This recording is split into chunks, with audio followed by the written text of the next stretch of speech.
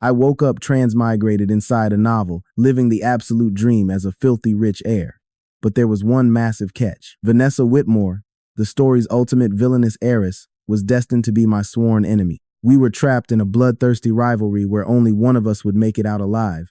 At least, that was exactly how the original plot was supposed to play out. But fate threw me a curveball, and I dropped into this world way before the main timeline kicked off. Right now, I am just a guy in his early 20s, and my future nemesis, Vanessa, is still just an innocent high school girl. As I watched her trailing after me, happily calling out my name, Ethan, with literally every other sentence, looking at this underage, high school version of the future villainess who hadn't even thought about going astray yet, I sank into deep thought. In the end, I made a firm decision. I would steer her twisted future back onto the right path. But somehow, against all odds, I never expected her to go completely off the rails anyway. Wait a second. Why are you suddenly pushing me down? This definitely was not how the original novel was written. First it was, Ethan, do you know how to solve this problem? Then it became, Ethan, go on a date with me. And then, Ethan, when I grow up, could we? No.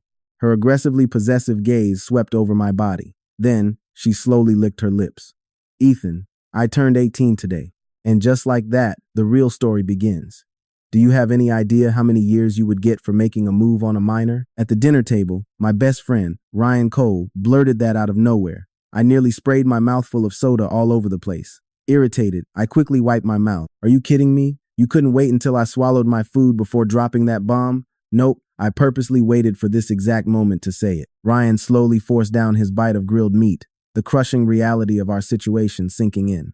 We were facing 3 years minimum, possibly life in prison. With your luck, you'd probably get shanked on day one. Wow, you really know how to make conversation, I muttered, pouring another glass of soda. Ryan just shrugged. So, lay it on me.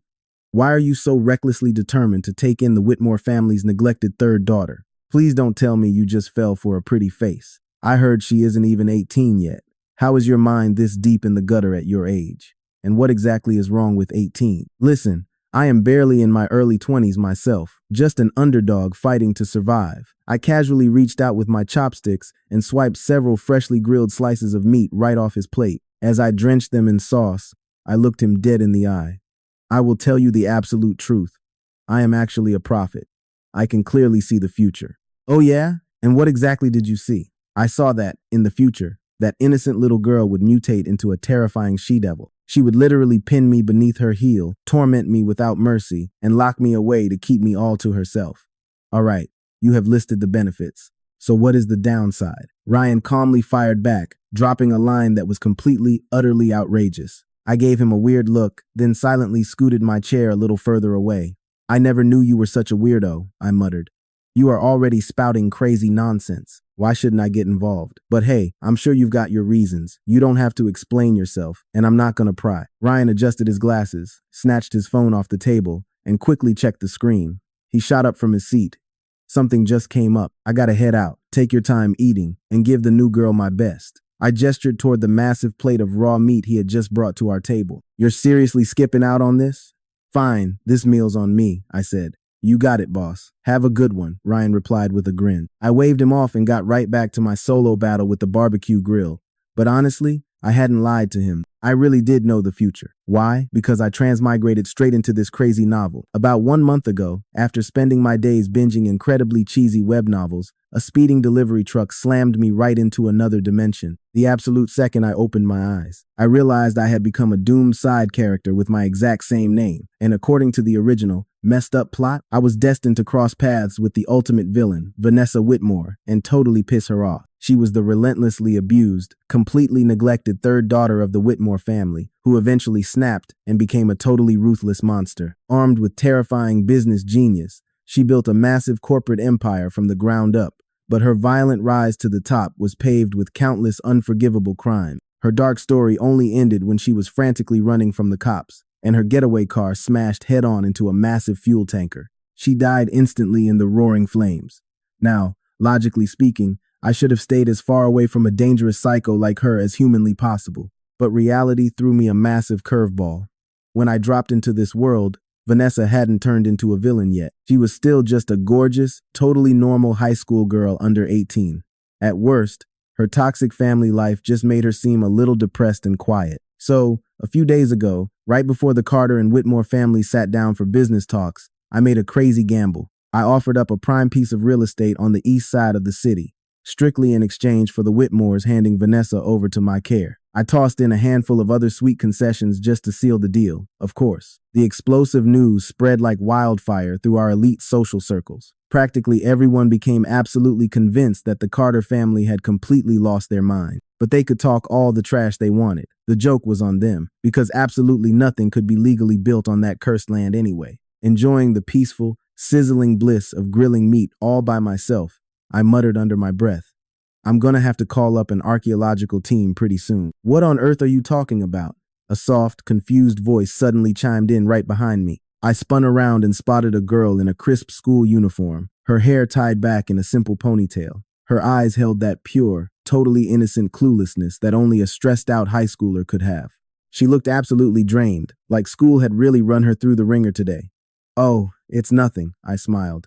Have you had dinner yet? Vanessa sat across from me, giving a small nod. I already ate, she murmured. Then wait for me just a little longer, I replied with a soft smile. I'm almost finished, and if you're still hungry, just help yourself. With that, I started inhaling everything in sight, practically vacuuming up every last bite on the table. I guess I made it look a little too good, because she finally caved and took a few bites herself. After we ate, Vanessa silently slung her heavy backpack over her shoulder. She trailed right behind me like a ghost before slipping quietly into the back seat. I slid into the driver's seat, fired up the engine, and peeled out of the mall's underground parking garage. It was getting pretty late, so the streets were dead. Bright moonlight broke through the heavy clouds, washing over the empty pavement right alongside the glowing street lamps. Vanessa and I just sat there, one in front and one in back, completely silent. We drove toward my place without a single word. Starting tonight, she was officially done with the Whitmore family. They were dead to her. The heavy silence stretched on until I hit the brakes at the final red light. Then, the girl who hadn't made a peep this whole time finally spoke up. Why did you do it that day? She asked softly. I just leaned one arm against the cold window and tapped my fingers against the steering wheel. Keeping my voice completely flat, I asked, do what, exactly? In the rearview mirror, I saw Vanessa's lips part, then press tight again. Why did you choose me? With that prime piece of land, you could have gotten something way more valuable in return. You might have gotten the wrong idea, I replied. The Carter family doesn't ever make a bad deal. A smirk crossed my face. You are worth way more than some patch of dirt. You really don't need to try and comfort me. Vanessa stiffened up, then shrank back into the deep shadows of the back seat. I know exactly how worthless I am. I am nothing compared to my brother and sister, and my own parents couldn't care less about me. I know that. That is exactly why I pulled you out of that hellhole, I cut in. From this second on, erase every piece of trash they ever said about you. I am going to help you prove your real worth to the world. But why? Why would you do that for me? For the first time, a raw, trembling emotion cracked through the girl's voice in the back. I mulled it over for a second. Honestly, maybe I just desperately wanted to see a happy ending to this messed up story. The dark things Vanessa was supposed to do later on could never be easily forgiven. But anyone with half a heart would still be crushed by what she went through. Her own flesh and blood absolutely despised her. Her snobby brother and sister constantly tore her down, treating her worse than a dirt-cheap servant. They barked orders at her nonstop, and just because she accidentally touched her sister's fancy necklace once, they slapped her right across the face. She didn't have a single friend at school to lean on, either. Honestly, if even a fraction of that garbage had happened to me, I would have wanted to burn the entire world to the ground in revenge. Yet, sitting right behind me, Vanessa was just a little gloomy and quiet. That alone proved how incredibly resilient she was deep down. But let's be real, no matter how tough a person's heart is, there always comes a breaking point, a moment when it finally shatters. So, I used to wonder, if I stepped in and flipped the script on all of this, what kind of ending could she actually have? Come to think of it, did this count as raising a future villainess in some wild, twisted way? With that funny thought in mind, I glanced back up at the rearview mirror. The girl sitting back there was still hiding herself in the pitch-black shadows, but I could feel her eyes locked dead onto mine through the glass. Then let me ask you one thing, I said, dropping all the jokes and turning dead serious. What happens if I decide to completely destroy the Whitmore family and crush their entire group? Without even a split second of hesitation, Vanessa answered, I will help you tear them down. Then I guess I have absolutely nothing to worry about. The car dropped into a comfortable silence again, until Vanessa finally murmured, her voice slipping right back to its usual softness. The light is green. I hadn't even noticed. I hit the gas and cruised straight through the final intersection. My place was a massive, sprawling villa. Usually, it was just me, my folks, and a handful of staff rattling around in there. But tonight, we were officially adding a new resident. The moment Vanessa and I pushed through the heavy front doors, the living room lights were still blazing. My parents were both curled up cozy on the massive couch. William Carter had his reading glasses perched low on his nose, buried in a thick book, while Grace Carter was having the time of her life laughing at some goofy variety show on TV. Hearing our footsteps, they both snapped their heads toward the entryway. Vanessa immediately shrank back, hiding half her tiny frame behind my shoulder, and offered a stiff, nervous little bow. "Geez, good evening. Why on earth are you two still awake so late?" I called out casually. "Were you actually waiting up for me?" William snapped his book shut and grumbled, "Who would wait up for a brat like you? Lord only knows what kind of trouble you have been getting into, coming home at this ungodly hour." But as he complained, his sharp eyes slid right past me, locking on to the timid girl hovering in my shadow. "So, this is the girl you were talking about earlier.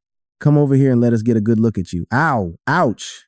What the heck are you doing? It is her first time here, you brute. Don't you dare scare the poor dear." Grace shot her husband a lethal glare and finally let go of the wicked pinch she had on his waist. Then, her face melted into the sweetest, most motherly smile as she waved Vanessa over. "It is totally okay, sweetheart.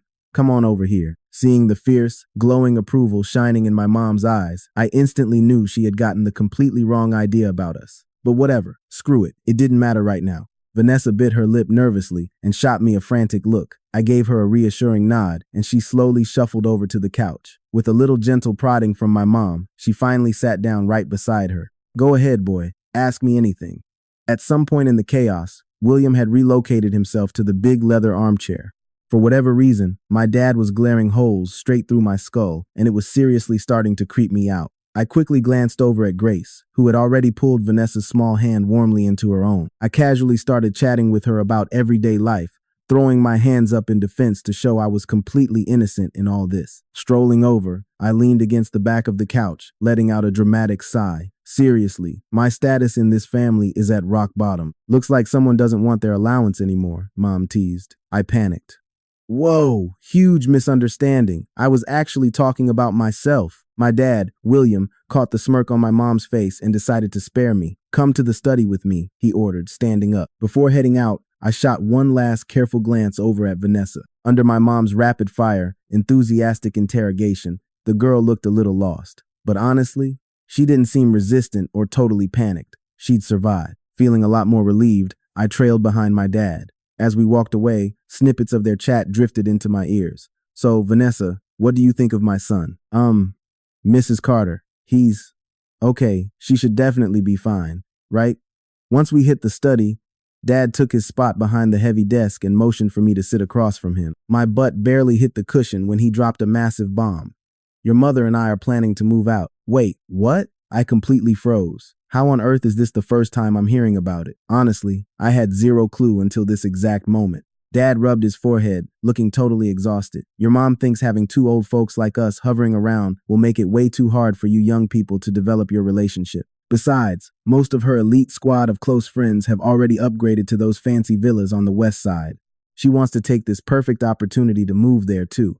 Only then did it hit me that our family casually owned multiple luxury homes in the Western Villa district. "Dad, Mom has this whole situation totally wrong.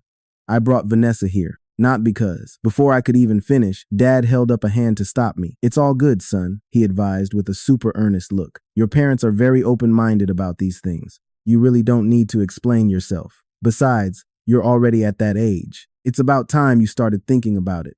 He stood up, circled the desk, and walked over, slapping a heavy, dramatic hand on my shoulder. "Son, I truly believe we raised you right.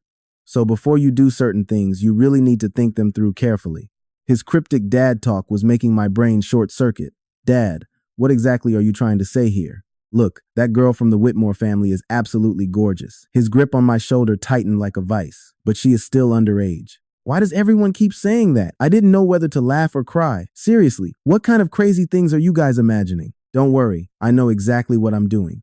Dad nodded. Good. All right. Head back to your room and remind your mother not to keep her talking for too long. The poor girl still has school tomorrow. Dad let me go and headed out of the study first, but when I got back to the living room, only Grace's voice remained. Vanessa was already completely gone. Where's Vanessa? I asked. Oh, I told her to go get some rest, Mom replied lightly. Did you honestly think your mother has zero sense of restraint and would keep her up talking all night? Grace was practically glowing with good vibes. I had absolutely no idea what she and Vanessa had even discussed. Dad said you guys are planning to move out? Yes, probably within the next couple of days, she said. Don't sweat it, kiddo. I'm not going to intrude on you two young people. No, Mom, you misunderstood. It's okay. Your mother totally understands. I was young and wild once too, Grace teased, before her tone dropped, turning completely serious. But I wonder what kind of horrible treatment Vanessa endured at her old home. I'd heard some dark rumors, and now it seems they were all brutally true. That poor, sweet child. You'd better not bully her, or else. I smirked confidently. You don't have to worry about that. I'll make absolutely sure she's well protected. I was insanely confident about that fact. After all, I was banking entirely on Vanessa to become my ultimate money-making machine. Considering the legendary stuff she was destined to accomplish in the future, she'd definitely bring in mountains of cash. The Carter family might not be short on money, but whoever complains about having too much? My mom, Grace, just gave me this incredibly weird look as I stood there grinning to myself like an absolute fool. Sighing, she shook her head, left the living room, and headed to her bedroom.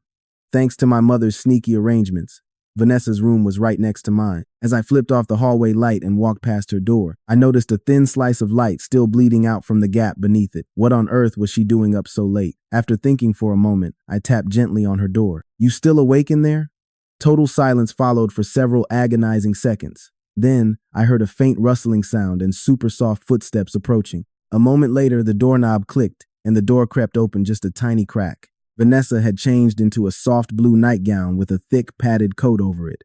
Her ponytail had also been let down, letting her silky hair fall over her shoulders. Overall, some of that youthful, awkward tension was totally gone, and her presence seemed a whole lot softer. With one hand still resting on the doorknob like a lifeline, she peeked up at me, her eyes swimming with complete confusion. Vanessa opened her mouth, stalling for a second or two as though considering how to address me. Ethan, is something wrong? I just noticed your light was still on, I whispered. Are you still forcing yourself to study just out of politeness? I kept my eyes fixed on her, refusing to peer into her room. No, she murmured softly. I'm just still not used to this place. I really can't sleep. A heavy silence hung between us for a moment before she slowly pulled the door open wider, stepping aside from the entrance. Even though she didn't say anything directly, the invitation was loud and clear. After a brief hesitation, I took a deep breath and stepped inside. The room was spotless, giving off that unmistakable vibe of a young girl's private sanctuary. It had my mom's decorating fingerprints all over it. Over on the desk sat an open workbook, an uncapped pen, and a messy pile of scratch paper. I took one look at the math problem staring back at me. Conic sections. Yeah, nope, hard pass. They say desperation pushes people to do the impossible, but clearly, they've never met calculus. If you don't get math, you just don't get it. Finals are just around the corner, so I figured I'd study a bit more. Vanessa walked over from the freshly shut door. Do you know how to solve this? I desperately tried to resurrect the long-dead knowledge buried deep in my brain. Damn it. Is this what a martial arts master feels like when they lose all their cultivation? After agonizing for a few incredibly awkward seconds, I totally gave up. I tapped my temple. Yeah, you're giving this brain way too much credit. Look, you gotta understand once you hit college, your brain gets wiped completely clean, like a hard factory reset. So, you can't solve it? Vanessa asked, perching herself on the edge of the mattress. She started twirling a strand of hair around her finger, looking incredibly on edge for some reason. That'd be a giant nope. I quickly changed the subject. So, how are you liking the new room? Vanessa dropped her gaze to the bed, her slender fingers gently brushing against the soft sheets. Honestly, I'm just not used to it. It's miles better than my old place, and this bed is just unbelievably soft. This all feels like a dream. It suddenly hit me back at her family's toxic wasteland of a house. They practically forced her to live in a dingy storage closet. I rubbed my chin. Well, try to get used to it, and fast. Because this is your room from now on. Mrs. Carter told me quite a few things earlier, she murmured. And I think some of it really made sense. After a thick, heavily tense silence, Vanessa finally let go of her hair. Biting down hard on her lower lip, she suddenly stood up and started walking straight toward me. She had the look of someone who had just made a life-altering decision. Seriously, what the hell did my mom say to her? I had absolutely no clue what my mom had whispered in her ear, but I had a sinking feeling about what was coming next. This was steering into highly dangerous territory. I tried to speak, but the words totally died in my throat. It was like my entire body had violently short-circuited. The girl walked up to me, her movements tense and rigid. She slowly slipped off the coat covering her nightgown and tossed it right onto the bed. The incredibly thin fabric left practically nothing to the imagination, showing off her absolutely stunning figure. I also realized that when a guy treats a girl this well for absolutely no reason, he must want something in return. For some reason, Vanessa felt terrifyingly intimidating in that split second.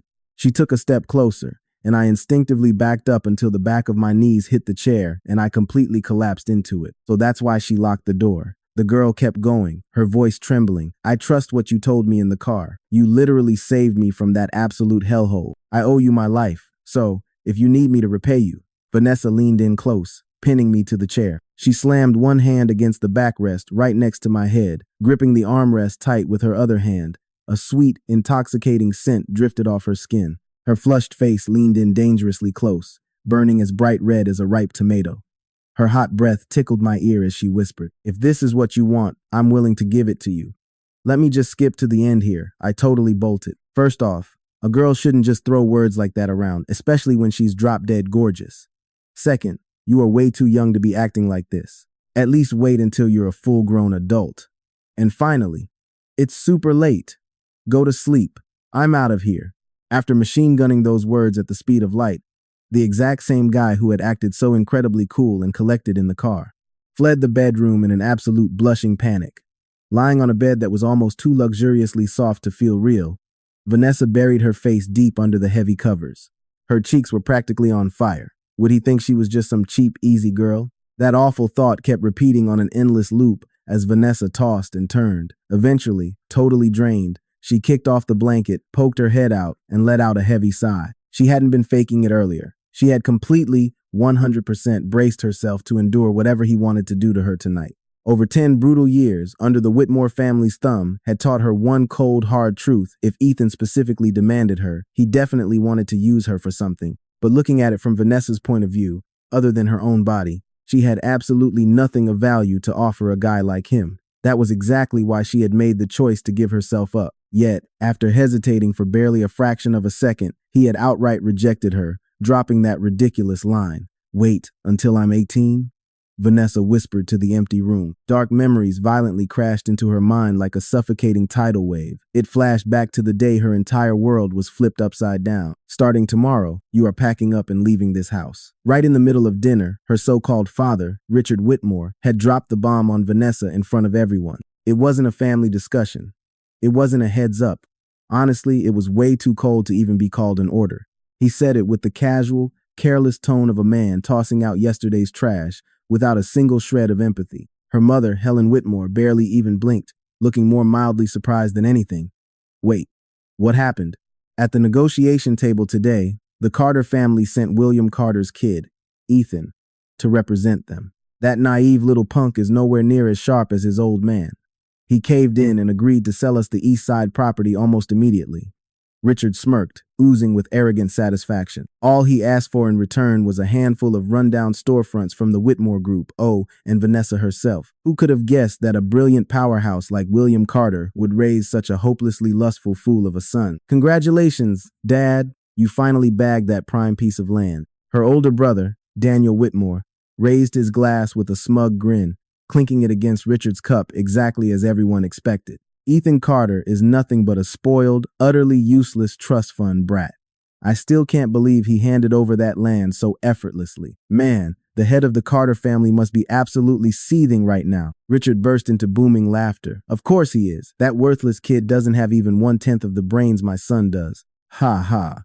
The Carters might have more money and muscle than we do, but my boy is leaps and bounds ahead of that idiot Ethan. Hey, you can't totally blame the Carter heir. After all, the only decent thing our pathetic little sister has going for her is her pretty face. It is honestly a tragedy that a gorgeous guy like Ethan has such garbage taste. Her older sister, Olivia Whitmore, cast a wicked glance at the fragile girl sitting at the far end of the table. She spat with dripping sarcasm. Still, this works out great for us. Once a certain someone finally packs her bags, this house will actually have some peace and quiet. I mean, seriously, Dad. She completely ruined my limited edition designer dress when she washed it yesterday.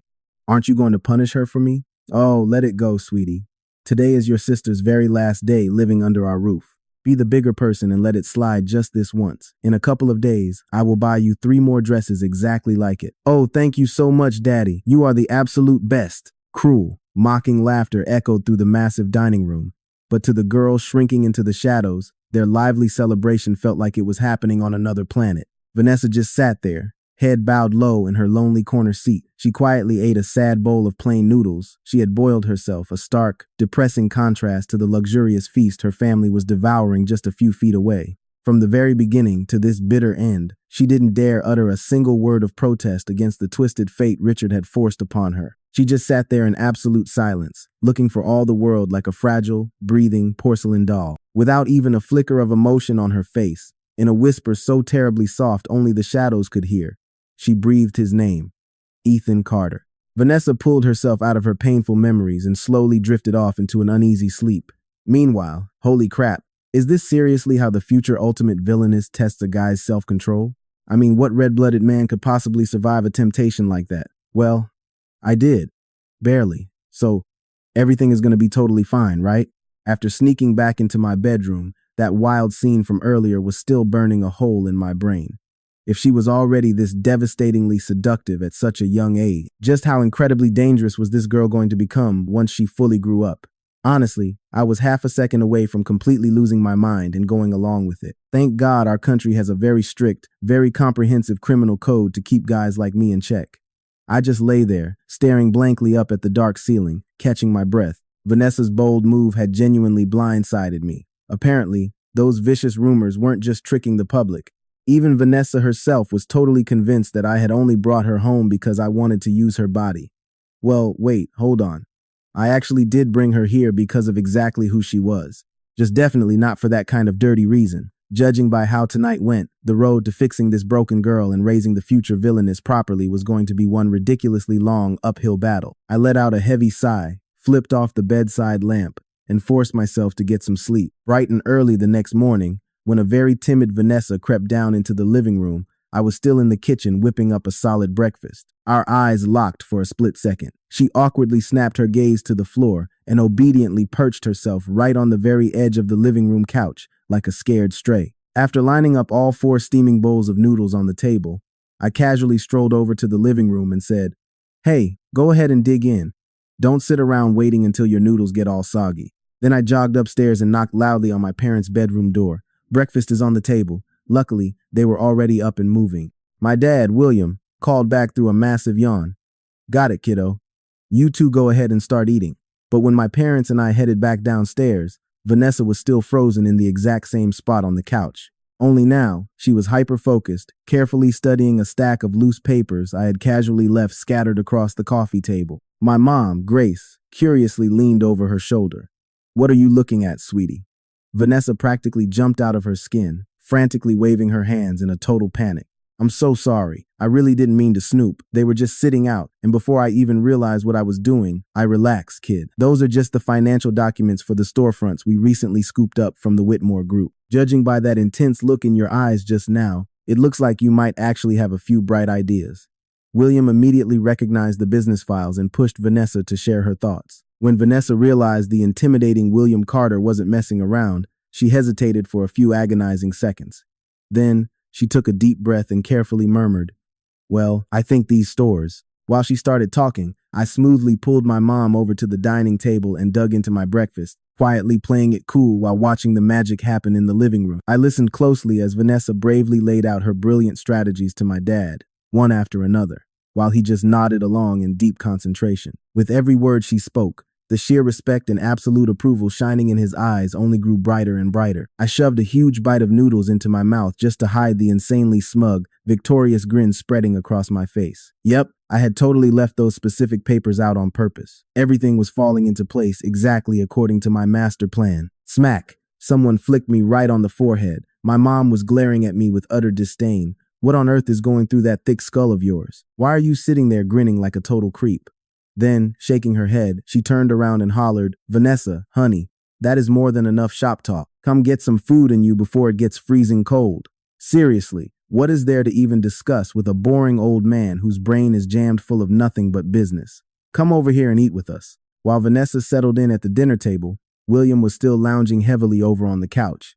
He was completely absorbed, flipping through those confidential documents. I carried his bowl over, setting it down on the coffee table. Well, I asked casually, raising an eyebrow. William let out a long breath, stacked the files, and set them aside. That girl has a terrifyingly genuine talent for business, he muttered, shaking his head. Richard Whitmore must be completely blind to have overlooked her for so long. After dropping that bombshell, William narrowed his eyes and studied me for a long moment. Did you already know about her hidden talent? Is that exactly why you made such a strange demand from the start? And listen, I secretly sent someone to investigate that plot of land. There really might be something massive buried underneath it. I just laughed it off, leaning back comfortably. Just think of it as me getting incredibly lucky and pulling an SSR in a gotcha game, I joked, nudging the bowl toward him. Now eat up before it actually gets cold. Later, on the drive to drop Vanessa off at school, the quiet girl in the back seat suddenly broke the silence. Hey, thanks for taking me. It's completely fine, I replied easily. I needed to head out this way anyway. I smoothly turned the car around the corner, slowing down on the quiet streets as the sleepy city gradually began to wake up around us. The atmosphere in the car suddenly grew incredibly awkward, thick with unspoken words, until the towering school gates finally came into view. Only then did Vanessa speak up again, her voice so painfully quiet she could barely hear herself. About last night. I parked the car and turned around to look at her. Her messy hair completely concealed her face, but the tips of her exposed ears were burning a bright, embarrassed red. Before I could even answer, Vanessa abruptly shoved the door open and scrambled out. Never mind, I'm leaving. The exact same girl who had been so boldly defiant last night was actually dying of embarrassment right now. I couldn't help but smile as I watched her awkwardly run away.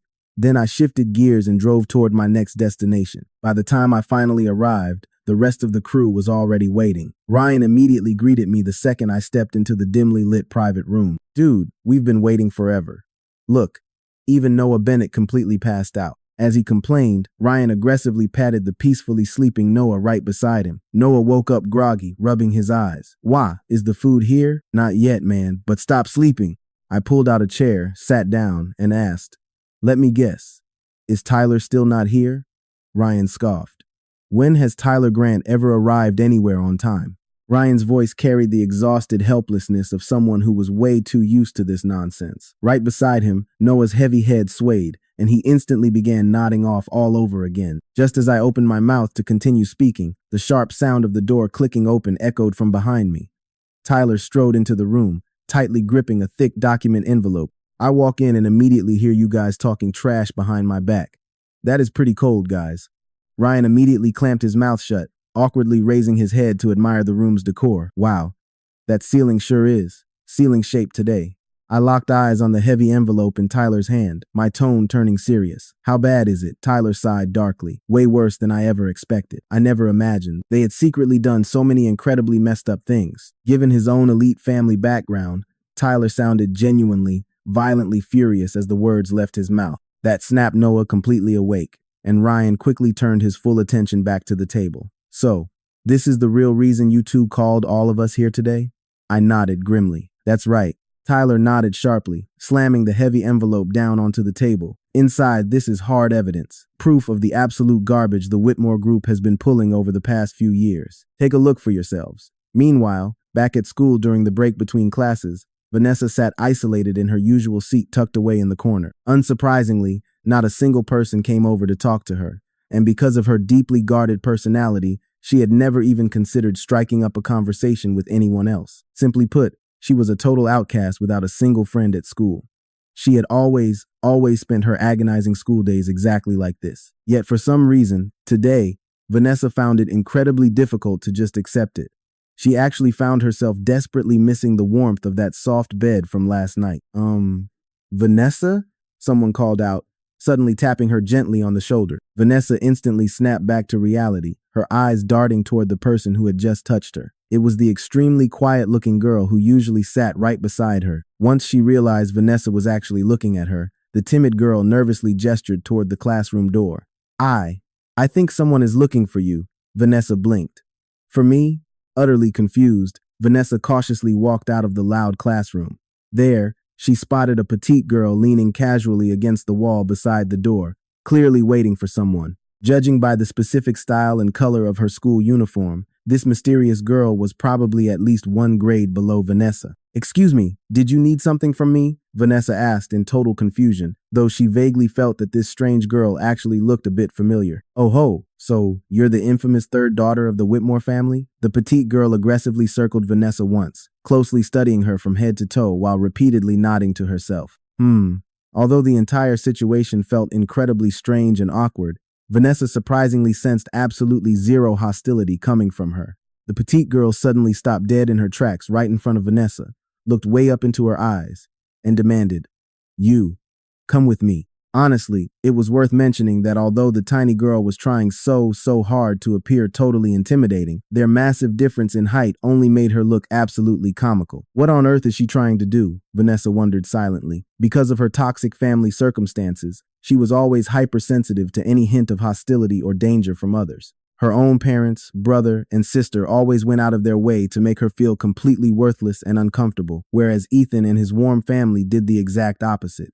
Even though the fiery girl standing right before her sounded rather fierce and bossy, Vanessa genuinely sensed no malice from her, just like the safety she felt when she was around Ethan. Deciding to trust her gut, Vanessa quietly followed the tiny girl down the long hallway and patiently waited for her to finally speak up. Suddenly, the petite girl spun around on her heels and rushed right up into Vanessa's personal space. Her previously imposing, tough girl demeanor vanished in an instant. Her eyes flew wide open, practically sparkling like stars, as she squealed with absolute excitement. "Vanessa, do you remember me? We actually met at Grandpa Bennett's birthday banquet last year. We just hadn't crossed paths yet. Honestly, seeing you up close, I never expected you to be this incredibly stunning. It was that girl from the Cole family." Vanessa was completely thrown off guard by the girl's sudden, overly friendly attitude. But hearing her speak triggered a memory. Vanessa finally realized why she looked so familiar. "My name is Lily Cole." Lily was buzzing with inexplicable excitement. "I never ever expected you to become Ethan's girlfriend. I was completely floored when my brother told me the news." Vanessa's face instantly twisted into a look of pure confusion, clearly screaming, "What on earth is this crazy girl talking about?" She stood there, completely bewildered, until the cringe-inducing memory of her ridiculous behavior from last night suddenly flooded back into her mind. Vanessa's cheeks instantly flushed crimson. Burning with inexplicable self-consciousness, she quickly raised a hand to nervously brush back her hair. "Please, don't say things like that. I'm really not," she stammered. But judging by Vanessa's flustered reaction, Lily clearly didn't buy a single word of it. She was just about to say something else when the loud school bell rang at the absolute worst possible moment. "Already? Then I guess I'll see you at lunch, Vanessa." After a brief flash of disappointment, Lily instantly perked up again and dashed downstairs with a massive grin. Vanessa just stood frozen exactly where she was, listening to the urgent ringing of the class bell echoing down the hallway. The flustered girl raised a trembling hand, lightly pressing her hair against her intensely burning cheek. "Seriously, what the heck is wrong with me? People have actually died at their construction sites more than once, but every single deadly incident has been completely covered up. They also frequently withhold their own workers' hard-earned wages. They're truly heartless monsters. But listen, the report I got is even more outrageous. It claims this shady company has definitely been evading massive amounts of taxes. There are also sickening allegations that top executives coerced female employees into twisted relationships. Noah, what exactly does your report say? Honestly, mine is relatively normal compared to that mess. It only records how a project manager's angry wife stormed into the company to catch him cheating, only to shockingly discover her husband getting extremely intimate with the male janitor. Oh man, at the very least, I need to see exactly how those crazy words managed to form that ridiculous sentence. Send it to me right now. Once everyone finally finished reading the crazy files, Tyler clapped his hands loudly, signaling us to look his way. "Look, these are only the surface level things I'm actually allowed to tell you. There are some even darker, far more serious matters that absolutely cannot be shared out loud." As he spoke those heavy words, he locked eyes dead on me. "You specifically asked me to investigate the Whitmore group from every possible angle. Honestly, I thought you were just joking around, but I never expected to uncover this massive mountain of dirt. Trust me, if I didn't have such insanely extensive underground connections, I probably wouldn't have been able to dig up any of this sick truth. I genuinely had to admit, a lot of this crazy information was completely new to me too. I read through all the damning documents with a deep, heavy frown on my face. The original Timelines novel hadn't explained every single dark detail simply because of its limited page length. It never fully described what the corrupt Whitmore group had actually done before the fully villainous Vanessa finally brought them all down, or all the horrific crimes they had committed. Now, it honestly seemed like they truly deserved every ounce of karma coming their way. Then, I suddenly remembered something incredibly important. By the way, Tyler, those explosive documents you have right there, can you hold off a little while before turning them in to the cops? What exactly are you planning now? The exact moment Tyler saw my devious expression, he instantly knew I had just come up with another cunning little scheme. I can wait, but I can't delay this for too long. Exactly how much time do you want? I let out a dark chuckle, sounding like a total villain. The Whitmore group stole a prime piece of land from me. Remember that? Just wait until they actually begin construction. Noah chimed in. Yeah, we all know about that raw deal, but why the heck did you just hand over that land so easily? It has extremely high commercial value. I actually have a solid theory. I don't know whether you guys watch those cheesy short dramas, but in wild situations exactly like this, there's usually only one real possibility. Ryan, who had remained completely silent until now, finally spoke up. He stared directly at me as his thick glasses mysteriously reflected the cold room's light. Seriously. All this guy lacked right now was the dramatic Detective Conan theme music playing in the background and an intense internal monologue. There is only one truth here. There has to be a cursed ancient tomb buried right beneath that land. I merely smiled back without saying a word. That silent smirk was a perfect answer in itself. Damn, you really are one devious mastermind. Tyler understood the trap immediately and cursed out loud with a hearty laugh. Fine, you win. I'll hold off dropping this bomb until they actually begin construction. After thinking about it for a split second, Noah let out a heavy sigh. You really are one brilliantly sneaky bastard. Hold it right there, I said. I need to clarify something real quick. I solemnly declare that I am definitely not an old bastard. Ryan rolled his eyes and said, yes, whatever, you're not old. Anyway, speaking of crazy things, how's the absolute newest member of your household doing? Instantly, 3 intense pairs of judging eyes turned sharply toward me. The situation is exactly what it looks like, guys. I told them exactly what had happened, carefully leaving out the spicy part that went down in Vanessa's bedroom last night. Then, Noah suddenly spoke up in a painfully slow, dramatic voice. So, let me get this straight. You're telling us a jaw-droppingly beautiful young girl is actually living with you right now, and your parents will be moving out real soon, leaving the two of you completely alone together under one roof? Yeah, that's right. Wow, you absolutely deserve to die. Noah's face turned completely pale ashen as he slumped down in his chair and stared hopelessly at the ceiling. Guys, what should I do if I suddenly want to play a game of tug of war between my neck and that ceiling beam up there? First of all, bro, that's literally called hanging yourself. Second, this definitely isn't the first time you've been totally scammed in some fake online romance. Could you please just learn your painful lesson for once? Ryan said with a helpless sigh. Oh, also, Ethan, I completely forgot to tell you something major. Lily and Vanessa actually attend the exact same high school. And honestly, judging by Lily's hyped up mood this morning, Ryan gave me a cold, deadpan look that clearly said I was completely on my own for this one. You better think real carefully about how you're going to face Miss Whitmore now. I was totally clueless at first, but the reality check hit me soon enough.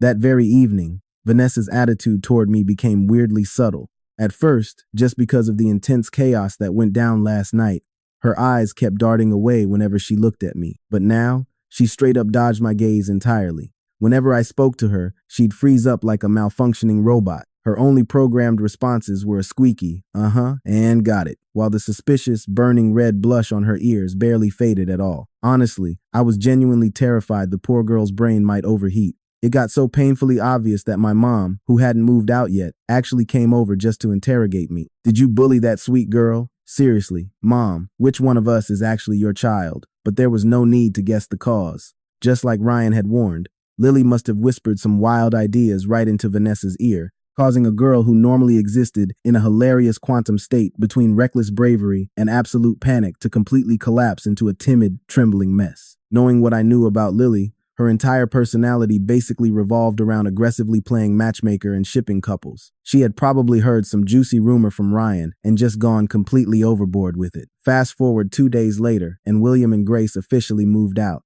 Right before heading out, William pulled me aside one last time, officially giving me full authority to manage the land. Grace, meanwhile, held Vanessa's hands tight, earnestly talking to her about everyday matters for quite a while. Once they finally drove off, Vanessa and I officially started living together. But honestly, because Vanessa was stuck at school for 90% of the day, nothing particularly unusual actually happened.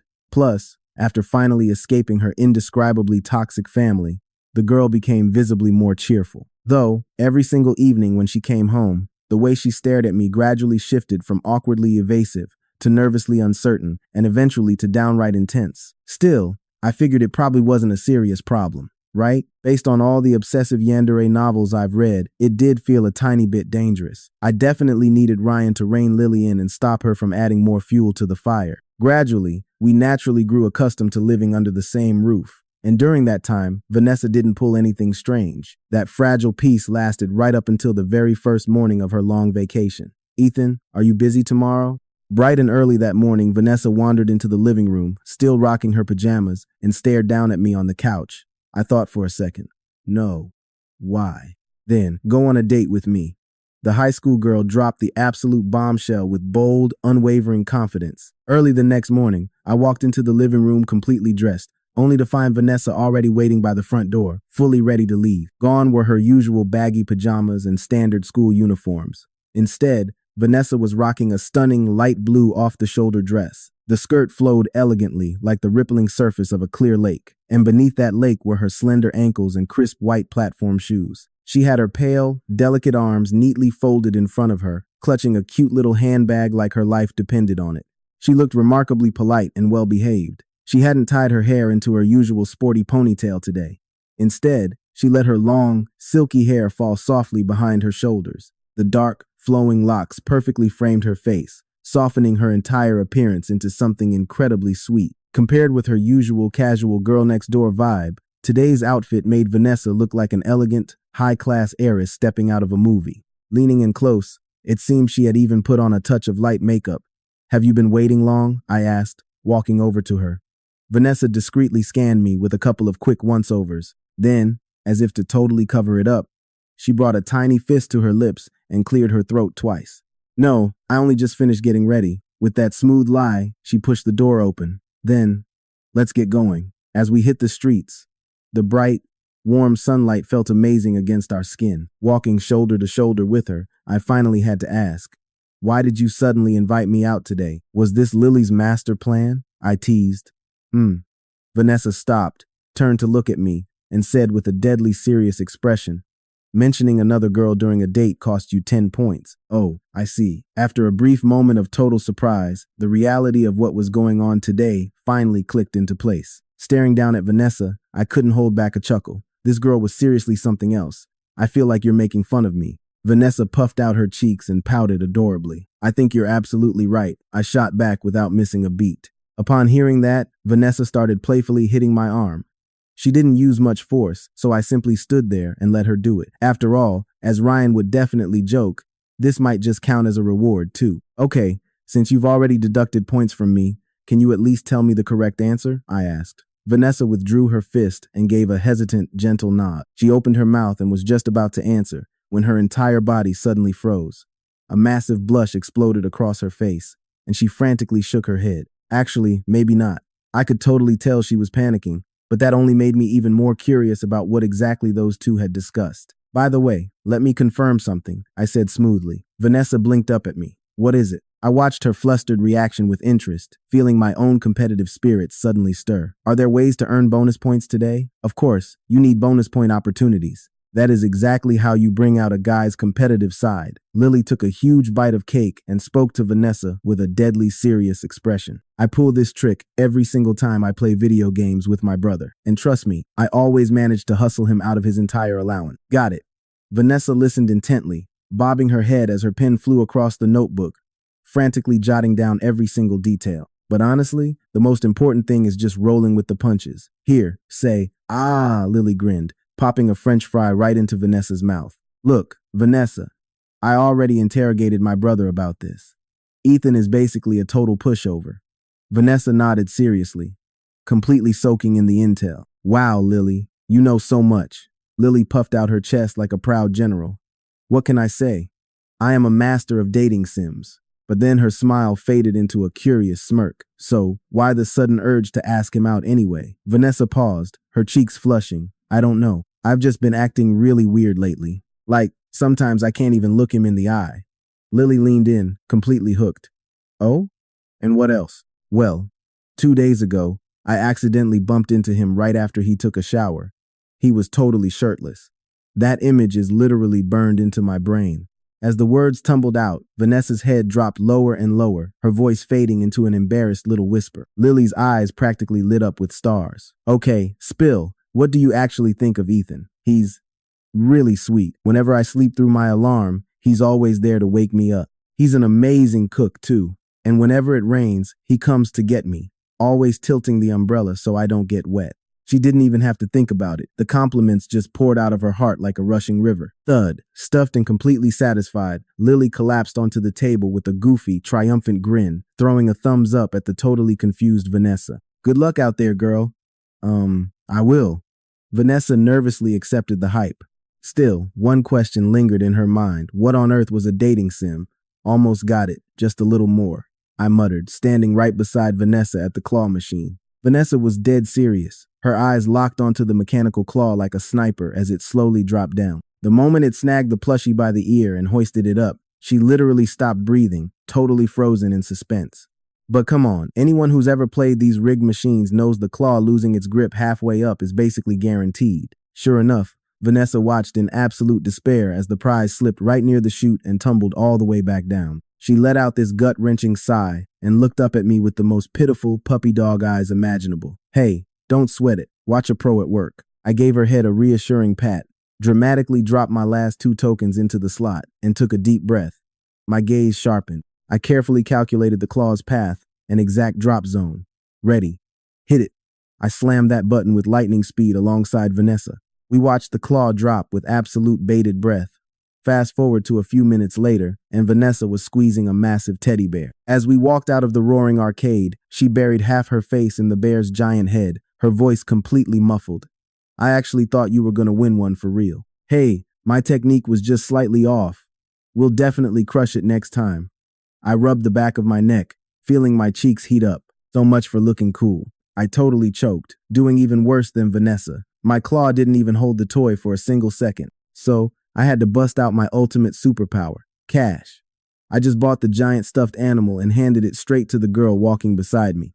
Even though she teased me, the sparkling stars in her eyes and the imaginary sunshine radiating off her totally gave away how thrilled she was. Wait a second. Where did those glowing anime effects even come from? Before I could process my own hallucinations, I felt a gentle tug on my fingers. Vanessa was hugging her bear tightly with one arm, using her free hand to point at a bubble tea shop down the street. Want to grab a drink?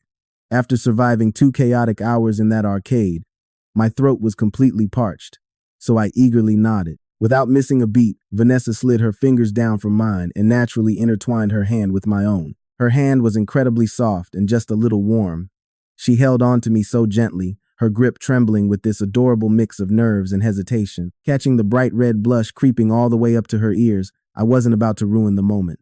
I let her guide me straight to the cafe. I'll take 1 lemonade with 70% sugar, please. Oh, and a mint milk tea with 50% sugar. The second we walked inside, Vanessa finally let go of my hand to place our order. It was only after she paid that she caught me completely staring at her. She immediately tensed up, looking super self-conscious. What's wrong? I didn't even try to hide it. I'm just a little shocked, to be honest. You actually remembered my exact order? Duh. I did a ton of homework for the past 2 days, Ethan. Vanessa pressed her lips into a tight pout. Wow, looks like I'm the only one who actually prepared for this date. I'm deducting another 5 points. I completely froze, panic setting in. But I do really love this bear. So, I guess I'll award you 15 bonus points. She quickly turned her head away, burying her flaming red face back into the plushie. Let's see. 100 minus 10 minus 5 plus 15. That equals. I frantically ran the math in my head just to be safe. My final verdict? This girl was shockingly easy to please. As we waited for our drinks, it was painfully obvious how much she adored that bear, constantly nuzzling her cheek against its fuzzy little ears. Hey, Ethan, there's something I want to ask you. Vanessa tilted her head, clutching the bear as she stared deeply into my eyes. When I grow up, would you ever order 1027? The barista's shout completely shattered the moment. Vanessa violently snapped out of her trance. Catching my utterly bewildered expression, she waved her hands frantically. Ah, never mind, it's nothing. She practically sprinted to the pickup counter. After that near confession, we hit up the movies for a comedy, then spent the rest of the day picking out stylish new outfits for each other. Vanessa's figure was absolutely flawless, like a living mannequin. Honestly, every single outfit she tried on looked incredible. It felt exactly like playing a real-life dress-up game. Before I even realized it, I had swiped my card for a massive mountain of clothes. But here is the thing that really caught my attention. When it was finally time to check out, Vanessa's face turned bright red as she paid separately for one tiny little bag. No matter how much I pushed, she flat out refused to tell me what was hiding in there. She looked so ridiculously embarrassed that I just had to tease her a bit. In the end, the flustered high schooler dramatically deducted another 10 points from my score. But do not worry, she gave those points right back shortly after. Funnily enough, all the way until we made it back to the house, that giant teddy bear never once left her arms. Did you actually have fun today? I asked her gently. Yeah, honestly, no one has ever taken me out just to have fun before. Even when my own family took me out, it was strictly for those stuffy business banquets. Her tone stayed chillingly calm, almost like she was talking about a stranger's miserable life. So, these past few days, they have seriously been the happiest days of my entire life. And that is exactly why I needed to confirm my own feelings today. And what exactly did you find out? I asked. I figured out that those feelings were not just some sudden momentary impulse. That is also why I bought this. Vanessa shyly lifted the tiny bag in her hand. Keep in mind, she had practically forced me to carry every other shopping bag we had. Yet, she stubbornly refused to let me get even a peek at whatever little box she had bought for herself. I had managed to catch one super quick glimpse while the cashier was bagging it up, but all I could tell was that it was something black and lacy. When I demanded to know what on earth was inside, Vanessa just smirked and called it a secret weapon that would totally come in handy later. Man, that only drove my curiosity through the roof. Vanessa gathered up her stuff and got ready to head back into her bedroom. I figured it was a good time to go put my own things away too. Just as she stepped into her room, she suddenly spun around. Ethan, I am turning 18 in 2 months. And without even waiting a single second for my reaction, she slammed the door shut. I just stood there in the hallway, completely and utterly baffled. I seriously felt like I had totally missed the mark on something important here. Wait a second. There is no way she was just reminding me to buy her a birthday present, right? Scratching my head like an idiot, I finally went back to my room. I had barely even dropped my bags when my phone started buzzing, totally shattering my train of thought. It was Ryan calling. Yo, Ethan, Richard Whitmore is throwing a massive press conference the day after tomorrow. You want to go watch the freak show unfold? Ryan's voice crackled excitedly through the speaker. I could not help but laugh out loud. A press conference? Oh, right. They are breaking ground on that cursed plot of land in just a few days. Yeah, that arrogant old bastard has been acting awfully smug lately. Ryan chuckled darkly. Come to think of it, the timing for our little trap is just about perfect. Ah, so that is what this is all about. To be honest, I have been way too busy spending quality time with someone special to give a damn about that old fossil, I replied smoothly. All right then, I will see you there, man. See you. Oh, and whatever you do, do not let Noah hear what you just said, or he might just try to swan dive off a rooftop again out of pure jealousy. Ryan hung up right after dropping that morbid joke. Fast forward to the extravagant banquet a few days later, and Ryan was already up to his usual antics. Hey, Tyler, you gotta try this. I swear to God, this fancy pastry tastes exactly like a cockroach. Ryan confidently shoved one of the baked goods from his plate right into Tyler's face. Tyler scrunched up his face but actually took a bite anyway. Oh wow, yeah, it really does. It is super crunchy, weirdly salty, and kinda bitter. Hearing that nonsense, Noah calmly chimed in from right next to them. No, you idiots. Cockroaches absolutely do not taste like that. Trust me, I am 100% certain. I just stood nearby, staring blankly at these three absolute lunatics, seriously debating if I should slowly back away to save my own reputation. The banquet hall itself was insanely massive, Practically every single guest in attendance was some filthy rich, insanely influential corporate titan. Honestly, half of these guys had bank accounts that dwarfed my family's entire net worth. Did you manage to hand over the documents? I whispered over to Tyler. He just gave a firm nod. Do not worry about a thing. The timing is absolutely flawless. By the way, isn't that girl living with you supposed to show up today? The absolute second those words left Tyler's mouth, Noah ruthlessly slapped him right across the back of his head. Could you try using your tiny brain for once? Think about what we are actually pulling off today, man. Do you seriously think it would be safe or appropriate for her to show her face here? Ryan just let out a heavy sigh. Your emotional intelligence always seems to kick in at the weirdest possible moments, Noah. But hey, Ethan, didn't Vanessa say anything about this whole operation? Yeah, actually. She did. I went dead silent for 2 full seconds before dropping the bomb. She straight up gave me the passcode to Richard's personal safe. She said every single piece of damning evidence is locked inside. Damn. After a stunned, heavy silence, those 3 idiots could only manage to choke out that one single word. We were just about to move on to the next phase of the plan when a sickeningly familiar voice rudely cut us off. Olivia's disgustingly fake, overly seductive voice oozed from right behind me. Well, if it isn't the famous Mr. Carter. Tell me, has my completely useless little sister been causing you any nasty headaches lately? Olivia, watch your mouth. Do not be rude, Daniel chimed in, giving his sister a half-hearted, totally fake scolding. Then he plastered on this greasy, arrogant smile and reached his hand out toward me. Ethan, and you 3.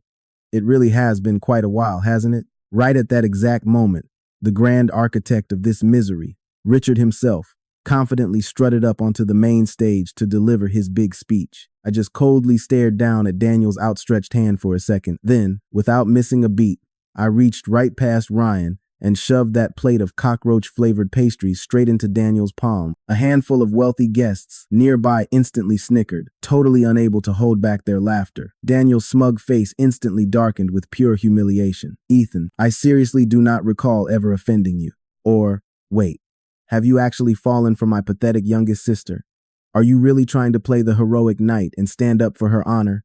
Oh, so you are actually fully aware that the garbage your family pulled was vile enough to make a complete stranger want to defend her? I casually accepted the glass of juice Tyler smoothly slid into my hand. Let me do you a favor and give you a tiny little preview. I flashed a dangerously dark smile as I stared dead into Daniel and Olivia's panicked eyes. There is going to be one hell of a show today. So, what do you guys think? Are you just going to sit back in the audience, or are you ready to be part of the main cast? The very next second, the grand banquet hall doors were violently kicked open. A massive crowd stormed right inside. Up on stage, Richard was busy boasting. In the future, the Whitmore group will surely become even group. He was delivering his arrogant speech with so much passion, but right in the middle of his sentence, this uninvited squad completely shut him down. Leading the pack was a stern, middle-aged guy rocking a crisp uniform. Right behind him marched a squad of government officials, backed up by heavily armed police officers. To top it off, a few sharp-looking guys in business suits tagged along. The whole crew marched straight toward the main stage with absolute purpose. Every high society guest in the room whipped their heads around to watch the drama unfold. The entire venue dropped into a dead, chilling silence. Mr. Whitmore, we are a joint task force from the City Tax Bureau and the police department. The middle-aged man flashed his official badge for everyone to see. Based on rock-solid evidence, the Whitmore Group is officially under suspicion of multiple, highly serious legal violations. We need you to cooperate with our investigation immediately. Richard's smug, victorious smile instantly froze on his face. Hold on. This has to be a huge misunderstanding. The Whitmore Group has always been totally law-abiding. The officer didn't even flinch. We will be the ones to decide if this is a misunderstanding after our investigation. Just step down and cooperate with our work. The middle-aged man's voice boomed with absolute, unquestionable authority. Mr. Daniel Whitmore and Miss Olivia Whitmore, both of you must also come with us for questioning. Several members of the investigative squad marched straight toward our table. Daniel's face drained of all color, turning deathly pale as he frantically looked up at the stage. Dad, what the hell is going on? Olivia was so terrified she stumbled backward, completely panicking. I don't know anything about this. Before Richard could even stammer out a reply, one of the guys in suits stepped up and yanked a thick stack of documents straight out of his briefcase. Oh, there is one more little detail, Mr. Whitmore. According to our latest surveys, right beneath that massive plot of land your company is about to develop, sits a historically protected ancient tomb. Because of this, all construction is halted and we need your full cooperation. Now, under normal circumstances, you would actually receive a hefty government compensation.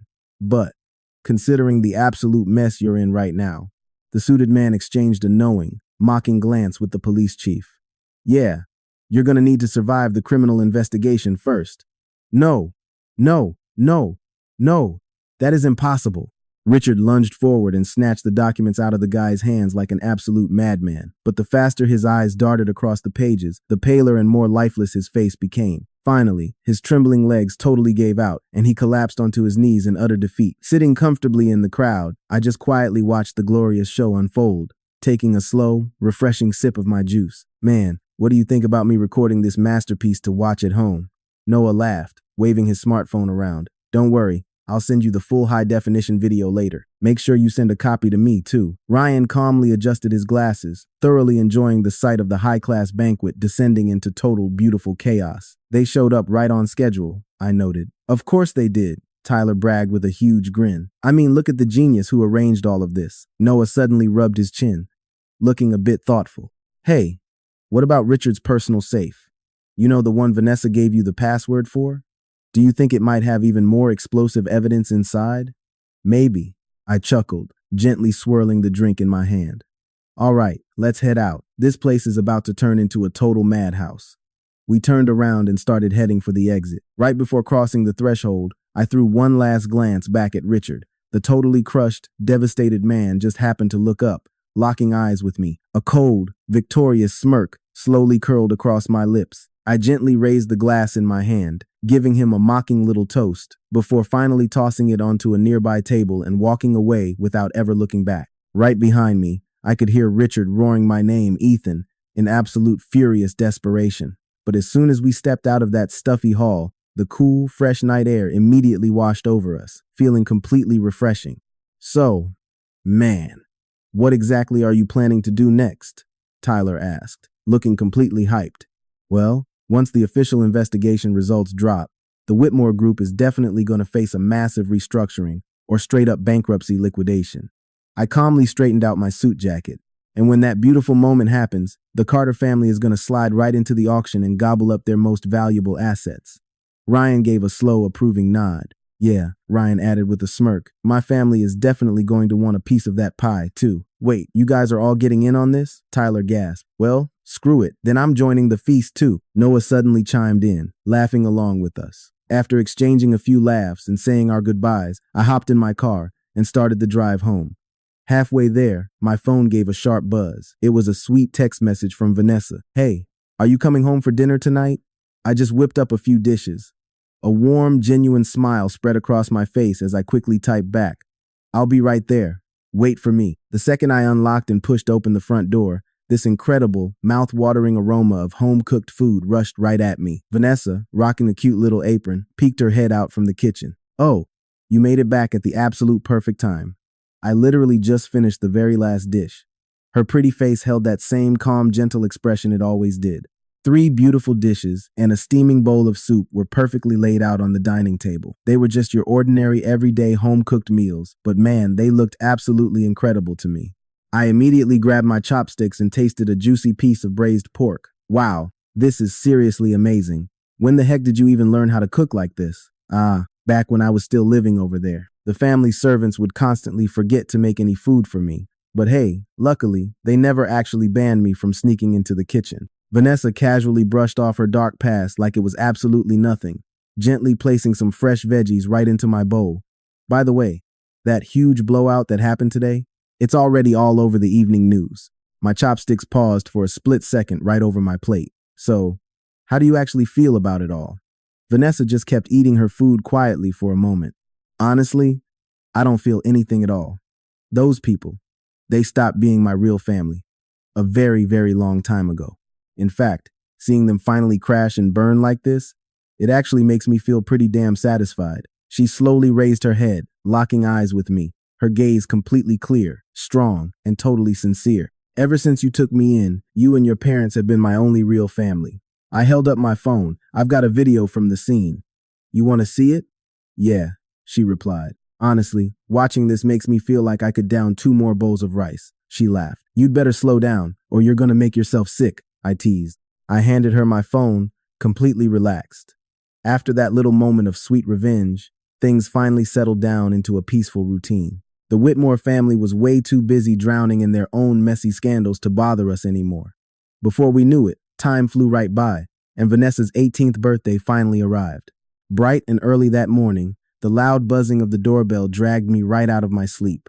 I swung the front door open, only to find Ryan, Lily, Noah, and Tyler standing on the porch, hauling massive bags of every size. "What are you guys even doing here?" I mumbled, rubbing my sleepy eyes. "It's the birthday girl's big day," Lily beamed, flashing a huge, cheerful smile. "Vanessa invited us over." That's when it hit me. Vanessa did mention having a few friends over. "Ethan, what's up with those pajamas?" Tyler eyed me up and down with a totally weirded out expression. "Very unique." I glanced down and felt my face heat up. I was literally still wearing my bright green dinosaur onesie. My mom had bought it for me last Christmas. "You guys just lack culture," I shot back, defending my pride. "Dragons are the ultimate symbols of emperors." Ryan busted out laughing. "Oh, so Emperor Ethan's ready to take the throne now?" I rolled my eyes. "Keep making jokes like that, and I swear I'll pop my own eardrums." I stepped aside to let the noisy bunch inside, then hurried back to my room to salvage my dignity. "Just give me a few minutes to change." By the time I came back out, Vanessa was already up, happily greeting our rowdy guests in the living room. Everyone was crowding around, handing the birthday girl their neatly wrapped presents. She looked absolutely stunning in a simple white dress, her hair tied back into a cute, breezy ponytail with a soft ribbon. She was glowing, looking more fresh and radiant than ever before. "Happy birthday," I said softly, walking over and handing her the special gift I'd picked out. Vanessa's eyes completely lit up, and her smile grew impossibly wide.